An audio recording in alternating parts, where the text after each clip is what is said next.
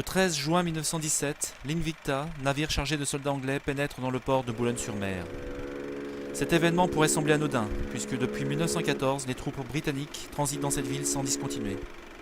Et pourtant, parmi les soldats, on distingue ici et là des uniformes que l'on ne rencontre pas habituellement. Des uniformes de soldats et d'officiers américains. Ils ne sont pourtant que 146 soldats et 53 officiers, dont le général Pershing et son état-major, mais l'arrivée du commandant en chef du corps expéditionnaire américain marque de manière concrète l'entrée en guerre des USA. Le général est accueilli avec les honneurs par de nombreux officiels, dont M. René Bénard, sous-secrétaire d'État à la guerre, et le général Pelletier, membre de la mission militaire française de l'armée américaine en France et qui servira de guide et d'interprète.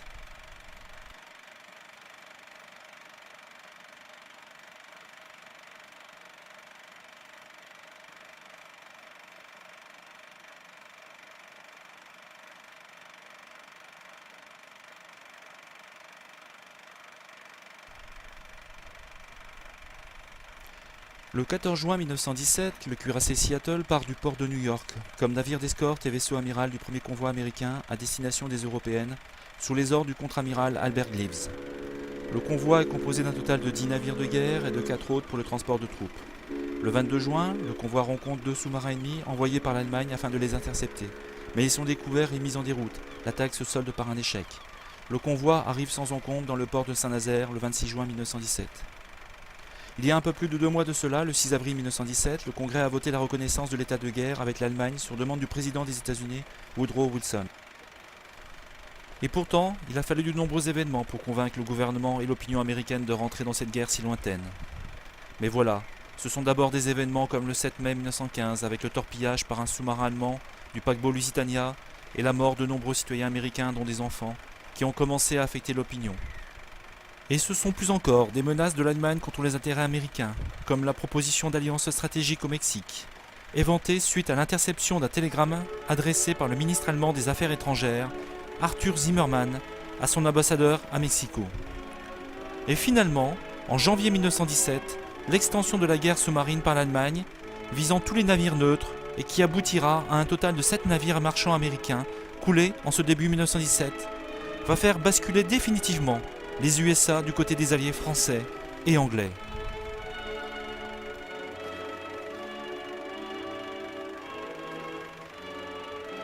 Les troupes qui débarquent constituent les premiers éléments de la première division américaine créée en urgence à partir d'unités éparses, notamment les unités qui ont participé à la guerre avec le Mexique sur la frontière entre les deux pays, sous le commandement d'un certain John Joseph Pershing.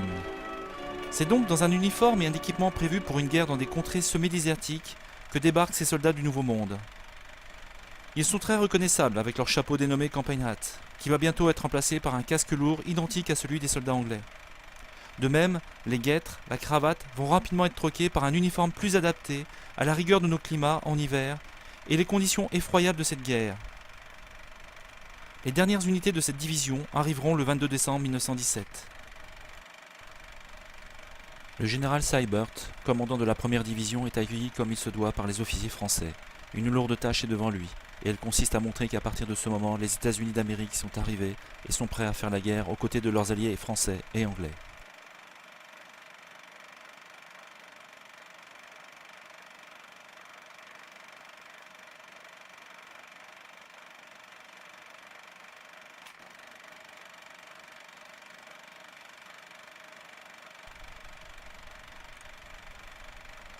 Le débarquement américain semble massif, mais c'est avant tout symbolique, car il faut patienter et attendre que la formation des volontaires puis des conscrits se termine et vienne grossir les effectifs de l'armée. Cette arrivée n'est donc qu'un avant-goût de l'énorme machine de guerre qui va en quelques mois déployer plus de 2 millions de soldats à plusieurs milliers de kilomètres de leur patrie.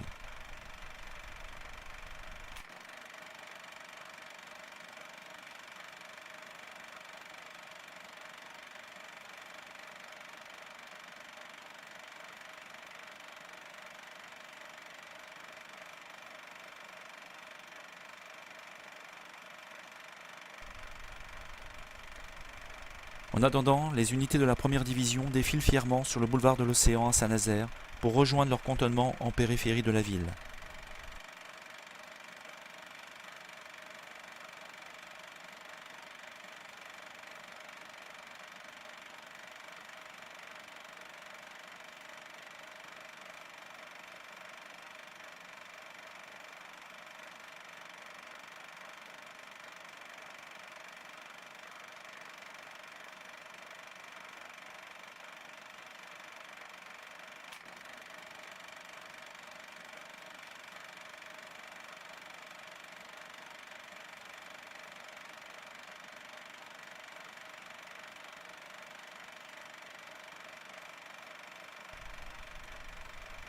Parti de Boulogne-sur-Mer, le général Pershing arrive en train en fin de soirée à Paris, où il est accueilli par le général Foch, alors chef d'état-major.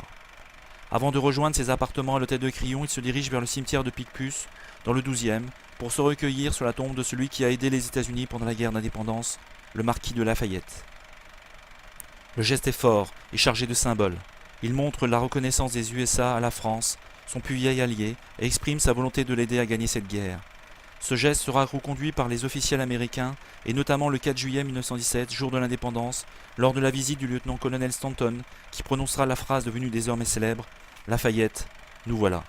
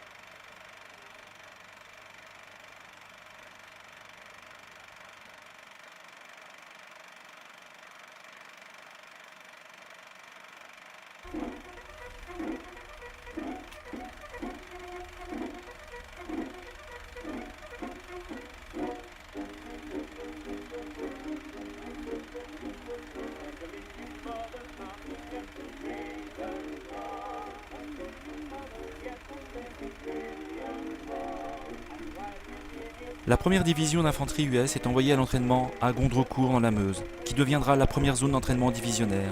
D'une surface équivalente à un quart de département, cette zone a été équipée par les régiments de génie américains de baraquements et d'écuries, permettant d'héberger environ 20 000 hommes et plusieurs milliers d'animaux. Dans les mois qui suivent, 20 zones d'entraînement et de même capacité seront installées dans l'est de la France.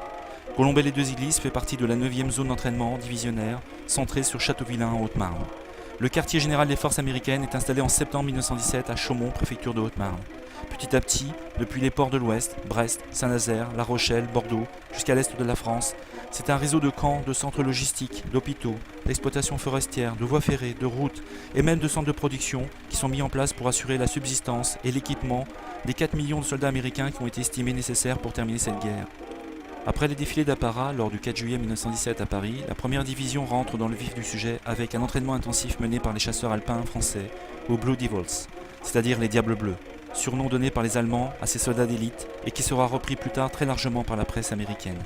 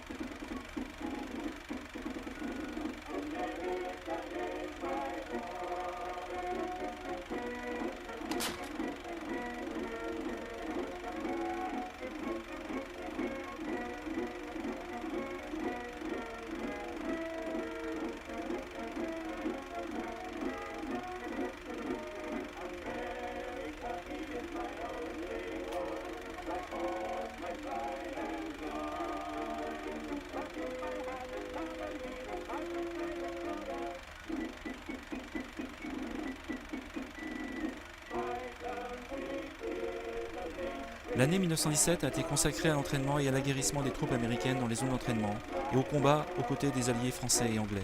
Ce fut notamment le premier engagement des soldats US à Bateau-les-Monts dans la Meurthe et Moselle, où ils eurent leurs premiers morts et leurs premiers prisonniers. Mais pour l'essentiel, la deuxième moitié de 1917 a été consacrée à l'instruction de l'armée américaine. Pour cela, des écoles ont été mises en place afin de compléter leur formation et de spécialiser les soldats fraîchement débarqués. À cette fin, une série d'écoles a été installée à Langres, en Haute-Marne. Elles ont commencé à fonctionner dès décembre 1917 ou peu après, et ont continué de diplômer des classes d'élèves de taille toujours plus importante encore plusieurs mois après l'armistice, envoyant ainsi dans l'armée un grand nombre d'hommes rapidement mais efficacement formés. Au cours de leur existence d'environ 1 an et demi, les écoles de Langres ont formé un total de plus de 45 000 officiers et soldats, ce qui, en plus des troupes stationnées autour de la ville, a donné à l'endroit l'aspect d'un corps militaire américain, la population civile de moins de 9 500 personnes étant complètement submergée dans ce flot kaki. Mais parmi les écoles, une école sort vraiment de l'ordinaire. C'est l'école de Charles Léger, installée dans un petit village au Marnais à Bourg, près de Langres. Elle est remarquable par plusieurs aspects. Le premier est qu'elle forme à une arme complètement nouvelle, le char d'assaut. Le second aspect est qu'elle est dirigée par un personnage qui deviendra un des généraux les plus connus dans l'histoire militaire américaine, mais qui en 1917 n'est encore que lieutenant-colonel, George Patton.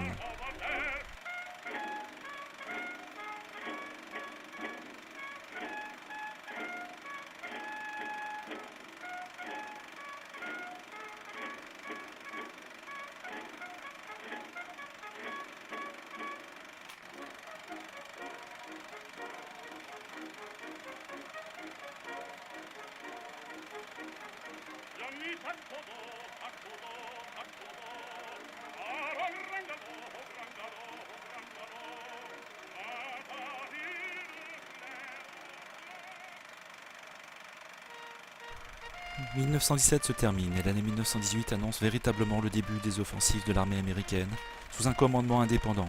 On peut citer notamment, en avril 1918, la bataille de Seicheprey près de Saint-Mihiel, en mai à Cantigny dans la région de Montdidier, en juin Château-Thierry et Bois-Bello où vont s'illustrer les Marines, en septembre 1918 sur le saillant de Saint-Mihiel, et l'offensive de Meuse-Argonne de septembre à novembre 1918.